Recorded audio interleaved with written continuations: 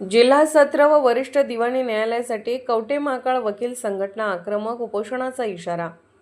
कवठे-महांकाळ येथे अतिरिक्त जिल्हा न्यायालय व दिवाणी न्यायालय वरिष्ठ स्तराबाबत उच्च न्यायालय मुंबई येथे मंजुरीचे पत्र मिळवून जवळपास 1 वर्षाचा कालावधी लोटला आहे। या विषयासंदर्भात सार्वजनिक बांधकाम विभागाचे अधिकारी कुचराई व दिरंगाई करत असल्याने कवठे-महांकाळ वकील संघटनेकडून सार्वजनिक बांधकाम विभागाच्या अधिकाऱ्यांच्या विरोधात दिनांक 28 जुलैपासून बेमुदत साखळी उपोषण करण्याचा इशारा देणारे निवेदन मंगळवार दिनांक 21 जुलै रोजी तहसीलदार अर्चना कापसे यांना देण्यात आले।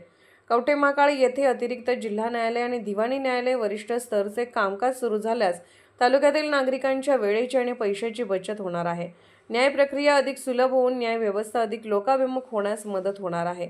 अशी परिस्थिती असताना कवठे-महांकाळ येथे मंजूर झालेल्या जिल्हा व अतिरिक्त सत्र न्यायालय तसेच दिवाणी न्यायालय वरिष्ठ स्तर यांच्या बांधकामास मंजूर आराखड्याप्रमाणे नकाशा व अंदाजपत्रके त्वरित तयार करून देण्यास सार्वजनिक बांधकाम विभागाचे अधिकारी टाळाटाळ करत असल्याचे तसेच माहिती मागितली असता उडवाउडवीची उत्तरे देत असल्याचे देखील या निवेदनात नमूद करण्यात आले आहे। तालुक्यातील प्रलंबित दावे खटले यांची संख्या पाहता सदरची न्यायालय कवठे-महांकाळ येथे लवकरात लवकर सुरू होणे हे येथील नागरिकांच्या दृष्टीने हिताचे व सोयीचे आहे।